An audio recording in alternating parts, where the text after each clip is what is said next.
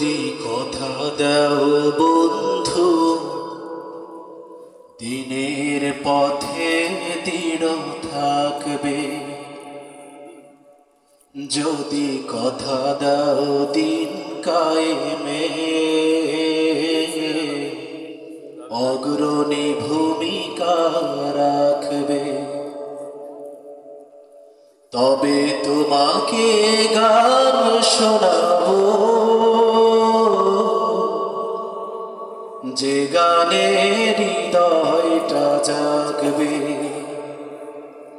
যদি কথা দাও বন্ধু দিনের পথে দৃঢ় থাকবে, যদি কথা দাও দিন কায়েমে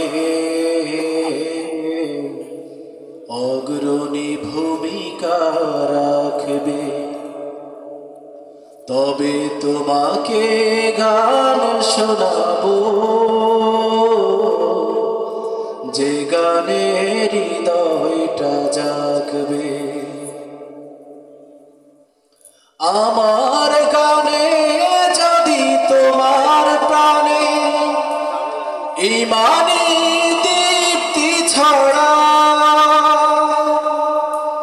আমার সুরে যদি সবার প্রাণে জিহাদি প্রেরণা যোগা,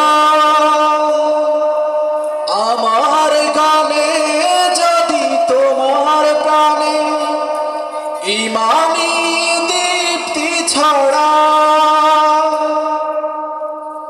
আমার সুরে যদি সবার মনে জিহাদি প্রেরণা যোগা, তাহলে আমার কণ্ঠ আন্দোলনের কাজে লাগবে। যদি কথা দাও বন্ধু দিনের পথে দৃঢ় থাকবে, আমার গান যদি জাগাতে পারে মুক্তির নব চেতনা, আমার সুর যদি ভোলাতে পারে আঘাতের শত বেদনা, আমার গান যদি জাগাতে পারে মুক্তির নব চেতনা, আমার সুর যদি ভোলাতে পারে আঘাতের শত বেদনা, তাহলে আমার কণ্ঠ সকল বাধাকে রুখবে। যদি কথা দাও বন্ধু দিনের পথে দৃঢ় থাকবে, যদি কথা দাও দিন কায়েমে অগ্রণী ভূমিকা রাখবে, তবে তোমাকে গান শোনাবো যে গানে হৃদয়টা জাগবে, যে গানে হৃদয়টা জাগবে, যে গানে হৃদয়টা জাগবে। আসসালামু আলাইকুম ওয়া রাহমাতুল্লাহ।